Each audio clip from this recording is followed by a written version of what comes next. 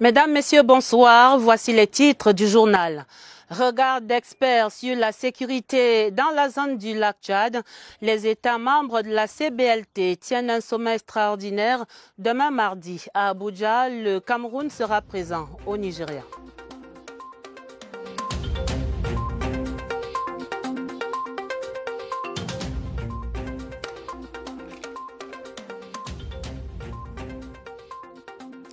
Regard d'experts dans le journal sur les avancées de l'informatique médicale au Cameroun.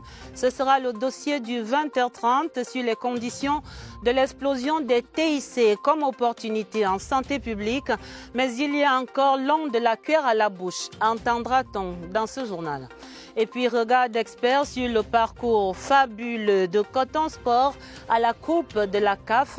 L'équipe de Garoua est en demi-finale. La suivre en page des sports. L'ambiance à Garoua et les prochains challenges du club. Voilà pour les titres. Développement après ce message.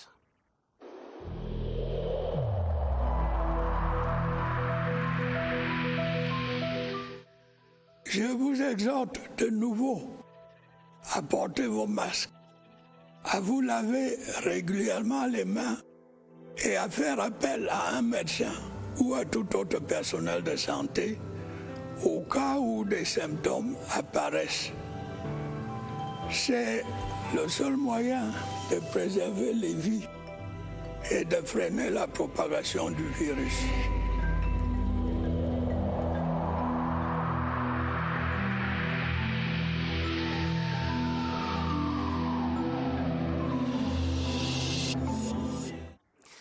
Le chef de l'État a désigné M. Ferdinand Ngongo, ministre d'État, secrétaire général de la présidence de la République, pour le représenter au sommet extraordinaire de la commission du bassin du lac Tchad prévu à Abuja, au Nigeria, le 25 mai 2021. Ce communiqué est signé par le ministre directeur du cabinet civil de la présidence de la République, le ministre Samuel Mvondo Ayolo. Il y a donc sommet extraordinaire des 8 pays membres de la commission du bassin du lac Tchad demain à Abuja, au Nigeria. Les dossiers de la rencontre étaient déjà évoqués au Palais de l'Unité entre le président de la République, son Excellence Paul Biya, et l'envoyé spécial de son homologue nigérian Muhammadu Buhari. C'était vendredi. La CBLT va notamment envisager le nouveau dispositif sécuritaire contre Boko Haram après le décès tragique du chef de l'État tchadien Idriss Déby Itno. C'était un véritable bouclier contre le terrorisme dans cette zone du lac Tchad. Les dossiers du sommet, Éric Benjamin Lamère. Activée il y a 6 ans, la force multinationale mixte est un effort des États du bassin du lac Tchad, Cameroun, Niger, Nigeria et Tchad, étendu au Bénin, visant à mettre en commun leurs ressources pour lutter contre la nébuleuse terroriste Boko Haram. Les offensives engagées sous cette bannière ont débouché sur des victoires et contribué à insuffler un esprit de corps aux troupes.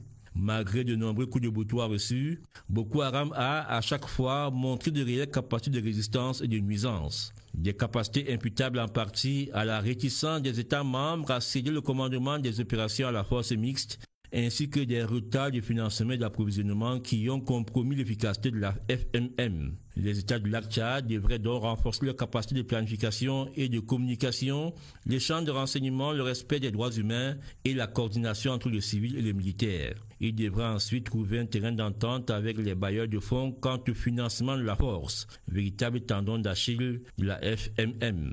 Toutefois, cette collaboration a permis aux forces des différents pays d'apprendre les unes des autres, de promouvoir l'idée d'une coopération transfrontalière et d'améliorer la coordination tactique.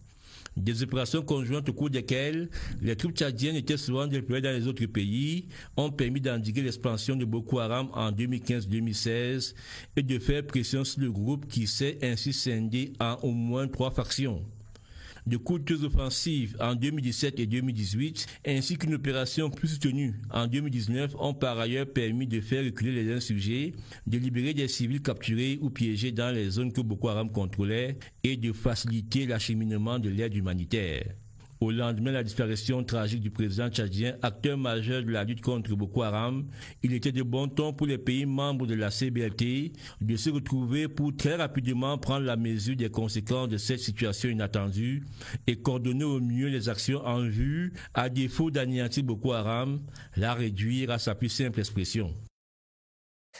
Heureusement, d'autres acteurs sont également sur le terrain de cette lutte contre le terrorisme dans la zone du lac Tchad, notamment dans la région de l'extrême nord Cameroun, où le comité international de la Croix-Rouge est aux côtés des populations du Logon et Chari, victimes des exactions de cette secte terroriste Boko Haram. La Croix-Rouge qui vient ainsi d'offrir des médicaments à 4 structures de santé. Dans ce département, nous allons voir cela avec Saïd Abel Karim à Maroua. Les populations du département du Logon-et-Chari dans la zone du lac Tchad sont en proie à la crise sécuritaire. Face à cette situation, le comité international de la Croix-Rouge a apporté une assistance sanitaire pour répondre aux besoins des populations. Quand nos enfants sont malades ou bien nous-mêmes, on va venir vers l'hôpital pour prendre le médicament. On remercie vraiment la Croix-Rouge. Nous a beaucoup fait ici à Hilalifa. Cette organisation humanitaire apporte son assistance à travers 4 structures de santé en termes de médicaments et la prise en charge des personnels de santé. Nous les soutenons pour la prise en charge des malades qui sont référés à partir des structures de santé que nous appuyons. Il y a aussi les blessés de guerre qui sont pris en charge directement ici, à travers par exemple les volontaires de la Croix-Rouge qui sont bien formés. Depuis 2016, le CICR n'a cessé d'apporter une assistance de soins de santé aux populations du Logon et Chari. Et voici une autre fuite grave de documents administratifs à déplorer. Le rapport d'audit de la Chambre des comptes de la Cour suprême sur la gestion du Fonds spécial de lutte contre le Covid-19 circule abondamment sur les réseaux sociaux. Le document est relaté par une certaine presse depuis quelques jours maintenant. Voilà ce qui fait débat ce soir encore dans le journal. Ces fuites récurrentes des documents administratifs dits confidentiels, fuites organisées ou stratégies d'acteurs pour s'en remettre au tribunal de l'opinion publique à des fins politiques. Des questionnements dans ces regards croisés, c'est une enquête de Augustin Guizana. Derrière la divulgation des secrets professionnels et la fuite récurrente des documents administratifs et au frappé du sceau de confidentialité, se cache une volonté de nuire à un individu ou à tout un système. Si ça vient de l'intérieur, c'est ce que j'appelle power positioning. Chacun veut se bien placer pour noircir l'un et l'autre, pour mieux se positionner. Mais quand ça vient de l'opposition, c'est pour démontrer que le gouvernement en place, ses ministres, ses dirigeants ne travaillent pas comme il faut. Une grille de lecture de la psychologie criminelle justifie un jeu d'intérêt égoïste des auteurs. La fuite d'informations peut être pour l'appât des gains, mais de l'autre côté, et c'est ce qui est très dangereux, ça peut être une organisation criminelle. Ça veut dire quoi? Ça veut dire que l'administration est infiltrée. Seulement, ces pratiques sont illégales et passibles de sanctions pénales contre les auteurs et au-delà. C'est interdit par la loi. L'article 310 du Code pénal sanctionne de 3 mois à 3 ans d'emprisonnement ferme toute personne qui divulgue ce type d'informations.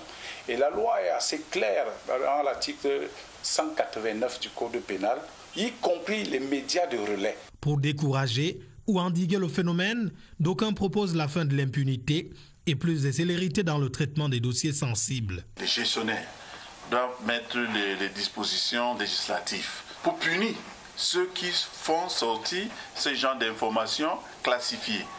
En attendant, la stratégie de ces acteurs qui s'en remettent au tribunal de l'opinion marche allègrement en toute violation des lois de la République. Nous allons à Douala pour vivre l'ouverture officielle du forum économique de la capitale du littoral. C'était ce lundi. La rencontre de 3 jours est en cours depuis hier dimanche. Elle est impulsée par notre collègue là-bas, Olivier Kingemouli, et elle vise la transformation de la capitale économique du Cameroun en une cité moderne. À cette cérémonie d'ouverture, on aura noté la présence du président du conseil régional, celle du maire de la la ville, aux côtés du directeur général de la CRTV, Charles Ndongo. Retrouvons à Douala, Marcel et Kassibile. Ils sont venus poser les jalons d'une ville moderne. Le président du conseil régional du littoral, Polycarpe Banglok, le maire de Douala, Roger Mbassandine, le président national des communes et villes unies du Cameroun, Augustin Tamba, ainsi que le préfet du Vouri et le gouverneur du littoral, ici représentés, sont venus couper le ruban symbolique marquant l'ouverture officielle du tout premier forum économique de Douala. Et pour le président du comité scientifique de ce forum, professeur Désiré Avom, il est question pour la ville de Douala de migrer de son attractivité naturelle vers une politique d'attractivité. Dans un contexte de décentralisation, les thématiques abordées autour de l'occupation des sols, les problèmes de transport urbain et de grande distribution dénotent de tous les enjeux de ce forum coordonné par Olivier Kingemouli, qui n'a pas manqué de saluer la présence du directeur général de la CRTV, Charles Ndongo, tout en encourageant les participants à être plus actifs aux différents ateliers et conférences. Une visite des stands d'exposition a été effectuée pour démontrer l'offre de tous les secteurs de développement concernés par ce forum qui entend à terme s'étendre dans toutes les régions du Cameroun. La densité des thématiques en débat à Douala draine du beau monde à ce forum de transformation de la capitale économique, des acteurs économiques bien entendu, mais aussi des acteurs politiques aux commandes des collectivités territoriales décentralisées dans la ville de Douala et ailleurs. Les enjeux de ce forum économique avec Alvin Baonganzié à Douala. L'occupation des sols, la grande distribution et la problématique du transport urbain dans la ville de Douala au centre des échanges du forum économique. Nous assistons à une évolution chaotique des villes. Donc nous pensons que le transport ne peut pas être fluide si l'urbanisation n'est pas pensée. Nos villes sont des grands villages. Et nous voulons que les villes épousent vraiment les normes des villes modernes. Pour d'autres encore, ce forum est une vitrine à explorer. Très attendu, la mise en application concrète et palpable des décisions prises lors de ce forum. Des pages colorées de l'histoire du forum économique de Douala se feuillettent déjà avec une teinte d'espoir pour une ville de Douala plus attractive.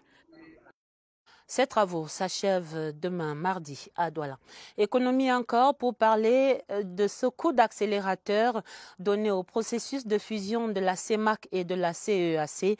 L'union des deux organisations communautaires dans l'Afrique centrale prend corps avec l'examen depuis ce lundi à Yaoundé de la seconde vague des textes qui vont créer la future communauté rationalisée. Et c'est là une opération urgente pour l'intégration des 11 pays de la sous-région. Marie-Laurence Senke. L'Afrique centrale accélère la création de sa communauté économique régionale. Depuis ce lundi matin, plus de 75 experts des États de l'Afrique centrale et des communautés économiques régionales examinent les derniers textes qui vont mettre en place le cadre institutionnel de la future organisation régionale unique de l'Afrique centrale. Il s'agit du Parlement communautaire, la haute autorité monétaire, la haute autorité des marchés financiers. Ce sont des experts de très haut vol, je dis bien de très haut vol, qui travaillent sur ces questions. Ce sont des questions pointues et il faut les adresser de façon pointue. En novembre 2020, les experts ont validé 3 textes sur le cadre organique de la nouvelle communauté. Le Cameroun exécute ainsi la feuille de route confiée par les chefs d'État de l'Afrique centrale à leur père, le président Paul Biya, pour la conduite du chantier de rationalisation des communautés économiques régionales en Afrique centrale. La prochaine étape, c'est les ministres. Mais il faut d'abord que les experts terminent leur travail. Les travaux des experts, qui se déroulent par visioconférence, vont s'achever vendredi prochain, 28 mai. Le feuilleton de la semaine à présent nous amène sur les axes routiers pour feuilleter le carnet noir des accidents, conséquences du non-respect du code de la route. Le saviez-vous par exemple que chaque jour, 2 à 3 cas d'accidents corporels sont occasionnés par le non-respect des passages cloutés réservés aux piétons en agglomération. Les statistiques de la police dans la région du centre viennent révéler l'ampleur de cette forme d'incivisme. Voici une illustration ici à Yaoundé. C'est le premier épisode de ce feuilleton signé par Daniel Mananga. Un chauffeur d'une commune d'arrondissement de Yaoundé pris en flagrant délit de non-respect du passage piéton. Quelques secondes plus tard et au carrefour Vallée une fois de plus, rebelote. Illustration du degré de cette forme d'incivisme sur la route. Lors d'un passage piéton, un automobiliste doit laisser le piéton traverser tranquillement sur son passage piéton. Selon la police de la circulation dans la région du centre, la pratique est à l'origine de 2 à 3 cas d'accidents corporels chaque jour. Le non-respect de ces passages cloutés, c'est une sanction. Il doit payer une contravention de 4e classe au trésor public, qui est de 25 000 francs CFA. Manque de répression ou ignorance? Il y a d'autres qui connaissent, il y a d'autres qui ne connaissent pas. C'est vrai, il y a des endroits où le passage clouté n'est plus matérialisé. La police de la circulation routière fait des campagnes d'éducation, de prévention et de sécurité routière. La sensibilisation aux règles de circulation et la révision du code de la route urgent tant pour les automobilistes que pour les piétons en cette veille d'accueil d'un événement international au Cameroun. Avec précaution, rendons-nous donc à l'IFCPA de la CRTV à Ekounou, ici à Yaoundé. Là-bas, animateurs et techniciens des radios communautaires du Tchad et du Cameroun prennent part à un atelier de formation au métier de l'audiovisuel. La session de formation à l'Institut de formation et de conservation du patrimoine audiovisuel est organisée par l'UNESCO, représentation Afrique centrale, avec l'expertise technique de la CRTV. L'ouverture de l'atelier ce lundi est racontée par Joël Igor Abanda. 50 stagiaires venant des radios communautaires du Cameroun et 6 autres du Tchad voisin vont suivre pendant 3 semaines une formation en gestion d'une radio communautaire, ici à l'Institut de formation et de conservation du patrimoine audiovisuel de la CRTV. Le séminaire de formation de 3 semaines est organisé en partenariat avec l'UNESCO, représentation d'Afrique centrale. On assure durant cette formation intensive donc, le renforcement de leurs capacités sur les aspects techniques, mais également les aspects sur le contenu au sein d'une radio communautaire. L'IFCPA veut ainsi maintenir sa position de leader en formation audiovisuelle dans la sous-région d'Afrique centrale. L'UNESCO est l'un de nos plus fidèles partenaires en matière de formation. Chaque année, nous accueillons 2, parfois 3 formations pour les professionnels des radios communautaires. Donc cette année, c'est la première, mais je pense que ce ne sera pas la dernière. Et en marge de ce séminaire de formation, un test de dépistage de la Covid-19 a été au préalable organisé pour les participants et les enseignants afin de limiter la propagation de la maladie sur le campus. Ouvrons le dossier du 20h30. Nous vous amenons à la découverte des innovations apportées par l'informatique médicale pour notre santé. Des applications qui prennent progressivement corps, par exemple dans certains hôpitaux de Yaoundé, à travers la numérisation des données des patients. Ce sont des dossiers désormais électroniques auxquels le médecin accède par un simple clic sur son ordinateur. Des innovations et d'autres encore, expliqué ici par Irène Ndjanafouda.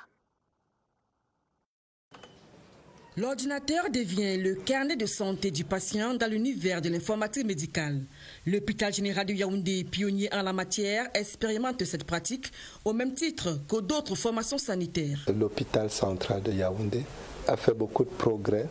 On a informatiser les données administratives, les données financières et les données cliniques sont en cours.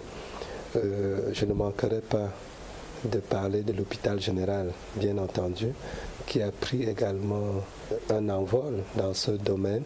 Nous sommes au stade du dossier électronique et actuellement nous sommes en train d'expérimenter la confidentialité. Et pour plonger bon nombre de personnes dans le bain de l'informatique médicale, des applications virtuelles locales comme Mamet sortent du lot. Mamet permet le suivi de l'état général d'un patient, permet également spécialement le suivi des patients diabétiques, des patients hypertendus, de patients ou des suspects de cas de corona, mais également le suivi de toute la grossesse d'une femme enceinte. L'autre fruit de l'imagination révélé au grand public vient de l'IAI et est connu sous le nom de IAI CSA.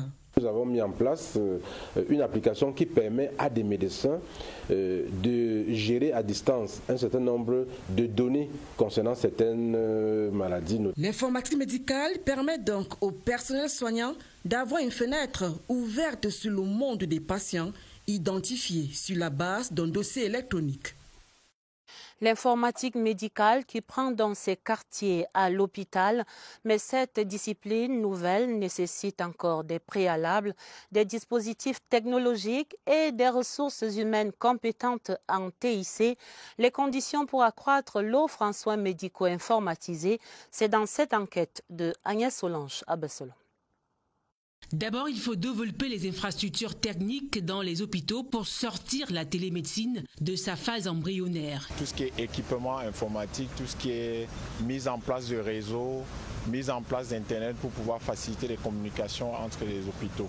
Parce que la santé numérique associe d'un côté la médecine et de l'autre l'informatique, son développement nécessite un minimum de conditionnalité lié non seulement au financement, mais surtout à la qualité de la ressource humaine. Il faut former les ressources humaines, montrer l'intérêt justement qu'il y a à mettre en place ce genre d'outils. Il faut investir dans l'accès à l'énergie, il faut mobiliser des financements, il faut mettre en place une gouvernance axée sur l'utilisation de l'information comme étant moyen de pilotage de nos systèmes. Cependant, la demande reste forte, surtout par ces temps de crise sanitaire. Avec ces outils, on met en place des systèmes qui vont aider et soutenir les professionnels de santé dans leurs tâches de tous les jours. Ils pourront donc éviter de faire un certain nombre d'erreurs liées par exemple à la fatigue. Certains processus sont automatisés, donc il y a ces choses qui se font beaucoup plus vite. On est beaucoup plus dans une gestion axée sur les résultats. Des préalables à respecter pour une meilleure expertise à distance.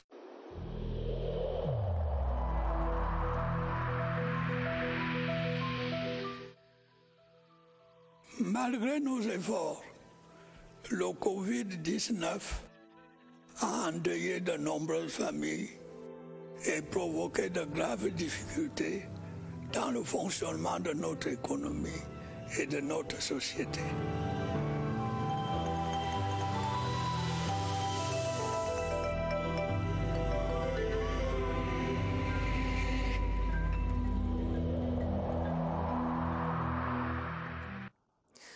Dans cette lutte contre la pandémie du coronavirus au Cameroun, le programme élargi de vaccination est sur la scène et le programme qui intensifie désormais la campagne contre le coronavirus à travers la vaccination. 244 points de vaccination sont ainsi fonctionnels à travers le territoire national. Leur répartition dans les districts de santé et autres sites participe de la nécessité de rapprocher le service de santé des demandeurs. Et ce lundi, Évariste Eyenga et son invité vont dresser la cartographie de ces points de vaccination à travers le Cameroun. Bonsoir Évariste, bonsoir à votre invité. Vous êtes tous les deux au centre des opérations des urgences de santé publique ici à Yaoundé. Bonsoir, les vaccins se rapprochent des personnes qui en ont le plus besoin. Au départ, les sites étaient limités. Aujourd'hui, il y a une multiplication des points d'administration de ce vaccin. Voyons-le ce soir avec Adalbert Tchitchia. Adalbert est expert en santé publique au programme élargi de vaccination. Adalbert, bonsoir. Bonsoir, merci. Merci. Parlez-nous un peu des sites. Les gens recherchent où se faire vacciner au Cameroun. Alors, merci. Il faut dire que déjà sur l'ensemble des 10 régions du Cameroun, il y a 244 sites de vaccination et concrètement, ça voudrait dire que dans chaque district de santé au Cameroun, il y en a 191 dans chaque district de santé. La population peut tout simplement se rapprocher de la formation sanitaire la plus proche. Et à partir de cette formation sanitaire la plus proche, elle sera redirigée vers le centre où on offre la vaccination. Alors, si on dit 244, c'est l'ensemble du territoire. Si on prend le cas de Yaoundé-Douala... Alors, si on prend le cas de Yaoundé notamment, alors ça voudrait dire que nous avons déjà les grands hôpitaux comme l'hôpital central, nous avons l'hôpital gynéco-obstétrique et pédiatrique, nous avons le CHU. Donc, déjà les grands hôpitaux ont des sites pour la vaccination contre le Covid-19. Maintenant, nous avons des hôpitaux qui sont un peu plus proches des populations, que nous appelons les hôpitaux des districts, les centres médicaux d'arrondissement. Donc, à ce niveau également, les gens peuvent se rendre pour avoir la vaccination. Et la situation n'est pas très loin de ce qui se passe aussi à Douala. On a les grands hôpitaux et puis on a des hôpitaux de formation sanitaire un peu plus proches des populations. Mais comme je l'ai dit tout à l'heure, le plus important, c'est le centre de santé qui est plus proche de là où vous vivez. Allez-y, renseignez-vous, on vous redirigera vers le centre de santé spécialisé où on offre la vaccination contre le Covid-19. Merci. Information très recherchée mais obtenue. Déjà, vous le savez, les centres médicaux d'arrondissement, par exemple, sont généralement les plus proches des citoyens. Donc, se faire vacciner, cela peut être à proximité. Il suffit d'aller vers les formations sanitaires. Merci Évariste, merci à votre invité de la nécrologie dans la suite du journal. L'Assemblée nationale de nouveau endeuillée par le départ de l'honorable Marinette Ngoyetna. La députée est décédée ce lundi matin à Douala des suites de maladie. Députée RDPC de la Sanaga-Maritime, elle s'est illustrée par son dynamisme au sein des instances de son parti sur le terrain et à l'Assemblée nationale. Voici l'évocation de Pulchériaté. La mort soudaine de l'honorable Marinette Ngoyetna plonge une fois de plus la représentation nationale dans les mois et la désolation. Députée RDPC de la Sanaga-Maritime, l'honorable Marinette Ngoyetna était une fervente militante au parcours politique élogieux. De la base au bureau politique, elle a été présidente de l'OF-RDPC, puis présidente de la section RDPC Sanaga-Maritime Centre 1 de 2015 jusqu'à ce jour. Connue pour son dynamisme, les populations l'ont baptisé le député des exercices pratiques avec comme méthode l'identification des besoins, la négociation pour la mise en œuvre des solutions et l'application des solutions. Sa toute dernière sortie était à l'occasion de la première édition du FOSAMA, le forum dédié à la valorisation du potentiel des jeunes dans la Sanaga-Maritime dont elle était la promotrice. Dernièrement, on était ensemble à EDA. J'ai vu ce qu'elle a fait. J'ai voulu émuler ça dans d'autres régions parce qu'elle voulait qu'on produise local, on consomme local. Élue à l'issue du double scrutin municipal et législatif du 9 février 2020, l'honorable Marinette Ngoyetna a su capitaliser son passage à l'Assemblée nationale et dans sa circonscription. Les condoléances du 20h30 et nous ouvrons la page des sports pour parler des préparatifs de la CAN 2021, la suite de la visite d'inspection de la CAF, des officiels de la CAF au Cameroun. Ce lundi, c'était le tour du complexe sportif d'Olembe. Ces experts, accompagnés de ceux de la FIFA, ont ainsi passé au peigne fin le stade principal et ses deux annexes. Les conclusions dans ce reportage de Germain Noël Essengue. Calepin et stylo au point, les inspecteurs de la CAF ont tout palpé. Objectif, s'assurer de la fonctionnalité du volet infrastructurel concerné par la CAN, c'est-à-dire le grand stade et ses deux annexes. Rien à dire sur l'aire de jeu du stade principal. Tonte parfaite, matérialisation aux normes, piste en attente du tartan, vestiaire et sanitaire opérationnel avec équipement témoin. Salle, restaurant et buvette n'attendent plus que leur mise en service. Et voici la salle de conférence et toutes ses commodités. Exactement ce qu'il faut pour briefing et débriefing de match. Le revêtement extérieur sur son cours avec la pose des écailles de pangolin au-dessus de la brique rouge. L'inspection des deux annexes c'est également effectué dans les règles de l'art. À observer les attitudes et les échanges des experts, la note est bonne. Au cours de la réunion des restitutions, l'entreprise McGill a réitéré son chronogramme à la CAF. Le Stade d'Olembe va accueillir ses premiers matchs dans 3 mois. Sa rétrocession à la CAF est prévue en novembre. Mais le maître d'œuvre affirme que ce délai pourra être anticipé vu la vitesse des travaux. Le pari est en train d'être gagné. Cette mission conjointe CAF-FIFA évaluait également 4 établissements hôteliers à Yaoundé ce lundi. Les experts conduits par la Marocaine Anas Fani ont ainsi visité les hôtels La Falaise, Djega, Montfébé et Relax. Ce qu'il faut en retenir avec Joseph Gouet Amandeng. 4 hôtels, tous estampillés 4 étoiles et plus.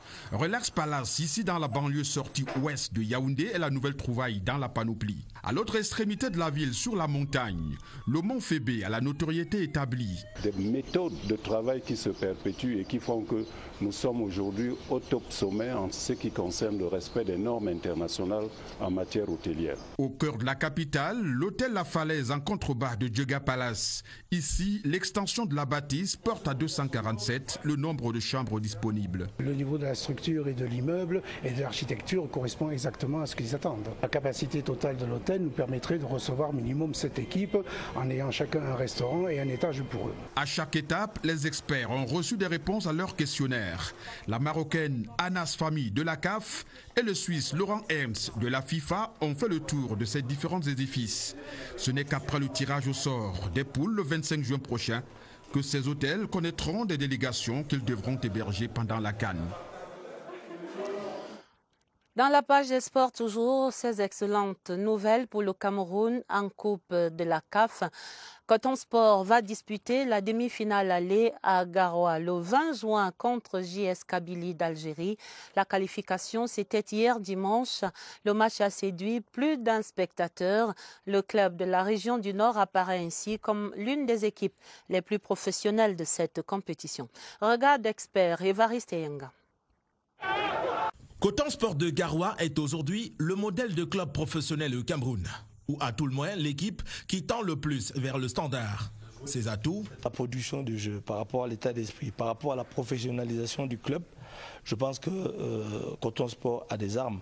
Un effectif de qualité, 45 joueurs de plusieurs nationalités recrutés de manière ciblée sur la base de la performance. Tous sont salariés et perçoivent entre 100 et 500 000 francs CFA. Les attaquants font leur boulot de buteur et en arrière. La défense de Coton Sport est assez solide, c'est-à-dire que ce soit les deux de l'axe ou encore les deux que nous connaissons sur les côtés, c'est une défense assez solide et avec un superbe gardien. Quand il est bien, il y a une victoire. Coton Sport dispose d'infrastructures, un stade principal et plusieurs terrains d'entraînement. L'encadrement administratif et technique complète l'environnement. Au niveau du Cameroun aujourd'hui, l'environnement autour du coton est propice à permettre à cette équipe d'aller le plus loin possible. Experts et profanes sont unanimes. Les résultats au Cameroun et en Coupes africaines sont une suite logique. La qualification en demi-finale Coupe de la CAF il y a 24 heures, une illustration. Coton Sport de Garoua est donc en demi-finale de la Coupe de la Confédération africaine de football. Qualification acquise face à Jaraf de Dakar. Et c'est la fête dans la cité capitale du Nord. Les supporters préparent déjà un accueil des plus chaleureux à leurs héros. Allons donc à Garoua et nous sommes en compagnie d'Oumarou Sanda Hayatou pour cette ambiance. C'est avec joie que la qualification de Coton Sport pour les demi-finales de la Coupe de la CAF a été accueilli à Garoua. Dirigeants comme supporters, tous étaient contents de l'issue de l'opposition contre Jaraf de Dakar, malgré la défaite de 1 but contre 2. Notre but à l'extérieur nous a permis d'être qualifiés et pour nous, c'était vraiment une très bonne chose. Et nous étions tous dans la joie et très contents de ce résultat qui honore vraiment le football camerounais. Et si c'est Garoua, on est des supporters de Coton. Hier, on est en train de faire le bourricot, on est là-bas au Sénégal. Vive Coton Sport, on est très contents. Allez les cotonniers. C'est vrai, elle a été difficile, mais vraiment nous étions comblés. N'a-t-on pas l'habitude de dire que l'appétit vient en mangeant? Au sein de Coton Sport, après avoir obtenu cette place du dernier carré d'as, On aspire à de nouvelles ambitions. En attendant, il faudra commencer à préparer dès à présent l'opposition face à la jeunesse sportive de Kabylie pour le compte des demi-finales aller le 20 juin prochain.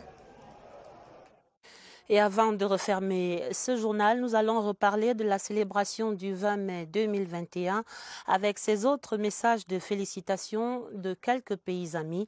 D'abord, celui-ci de son Excellence Xi Jinping, le président de la République populaire de Chine, qui écrit « Excellence, Monsieur le Président, à l'occasion de la fête nationale de la République du Cameroun, je tiens à exprimer au nom du gouvernement et du peuple chinois et en mon nom personnel à vous-même et à travers vous, au gouvernement et au peuple camerounais, mes vives félicitations et mes meilleurs vœux.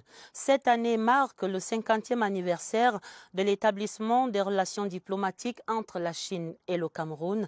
Au cours du demi-siècle écoulé, la Chine et le Cameroun se sont compris et se sont soutenus et leur amitié traditionnelle s'est sans cesse approfondie. Ces dernières années, les deux pays ont renforcé la confiance politique mutuelle, promu la coopération dans divers domaines et maintenu une coordination étroite sur les affaires internationales et régionales. Face à la pandémie du Covid-19, la Chine et le Cameroun ont travaillé dans la solidarité et l'entraide pour lutter contre le coronavirus. Nous sommes rencontrés à maintes reprises et sommes parvenus à d'importants consensus à l'égard du développement des relations Chine-Cameroun et Chine-Afrique. J'attache une grande importance au développement des relations sino-camerounaises et voudrais travailler avec vous pour porter les relations d'amitié et de coopération sino-camerounaises à un niveau plus élevé au bénéfice de nos deux pays et de nos deux peuples. Je formule tous mes vœux de prospérité et de bonheur pour le Cameroun et pour son peuple. Le message suivant de félicitations est celui de son Excellence Guy Parmelin, le président de la Confédération suisse qui est à Berne. Et il écrit à son Excellence Monsieur Paul Biya, président de la République du Cameroun, « J'ai le plaisir de vous adresser mes vives félicitations à l'occasion de la fête nationale de la République du Cameroun. La Suisse et le Cameroun entretiennent des relations de confiance de longue date. Dans ce cadre, je vous assure de la volonté constante de mon pays de soutenir le Cameroun dans la recherche de solutions négociées et pacifiques aux conflits dans les régions du Nord-Ouest et du Sud-Ouest. Je me tiens également à votre disposition pour un échange personnel à ce sujet et souhaite aux citoyennes et citoyens de la République du Cameroun un avenir serein et prospère. Je vous prie d'agréer, Monsieur le Président, l'assurance de ma haute considération. Le message suivant est celui de son Excellence Recep Tayyip Erdogan, le président de Turquie, qui écrit « Monsieur le Président, je tiens à féliciter votre Excellence de tout cœur, personnellement et au nom de ma nation, à l'occasion de la fête nationale de la République du Cameroun. Je suis entièrement confiant que les relations amicales et la coopération entre nos deux pays continueront à se renforcer et à se développer avec nos efforts conjoints sur la base du bénéfice mutuel. En saisissant cette occasion, je tiens à réitérer mes meilleurs vœux pour la santé et le bonheur de votre Excellence, ainsi que le bien-être et la prospérité du peuple camerounais.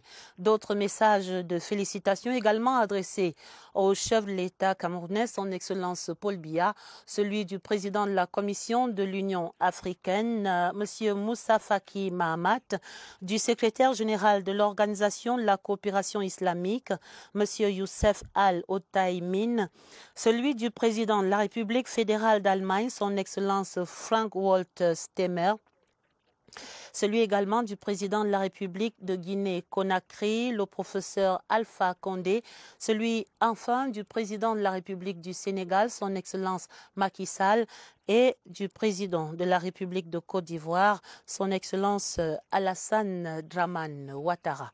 Je signale pour terminer ce télégramme officiel de félicitations du président de la République, son Excellence Paul Biya.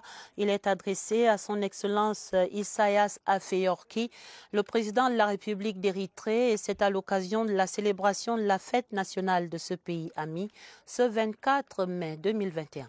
Et ce sont ces messages qui vont mettre un terme à ce 20h30 en rappelant essentiellement que le chef de l'État a désigné M. Ferdinand Ngongo, ministre d'État, secrétaire général de la présidence de la République, pour le représenter au sommet extraordinaire de la commission du bassin du lac Tchad prévu à Abuja au Nigeria demain 25 mai 2021, communiqué signé du ministre directeur du cabinet civil de la présidence de la République, Samuel Mvondo Ayolo.